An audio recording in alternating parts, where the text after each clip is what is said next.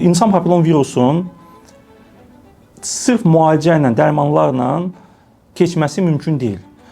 İmmunitetə fikir verilir. Əgər immunitet bu insanda daimi aşağıdır, tez-tez düşür, əsas məqsədimiz immunitet gücləndirməkdir.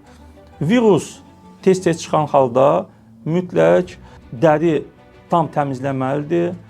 Müəyyən vasitələrdən, məsəl üçün, qırxmaq üçün lezgiyalardan imtina eləməliyik. Təzə partnyorlarla olanda mütləq bildirməliyik. Ona görə ki, dəridə olmayan hallarda da nə vaxtsa analizdə çıxıbsa, partnyor bunu bilmədən yoluxa bilər, həm də ondan sonra nəzarətdən qaça bilər. Bu cür yanaşma ilə onun qarşısını almaq mümkündür ki, çox insanlar bundan yoluxmasın. Ancaq yenə də deyirəm, daha çox bu immunitetdən asılıdır və tam onun qarşısını almaq təəssüf ki, indiki zamanda mümkün deyil.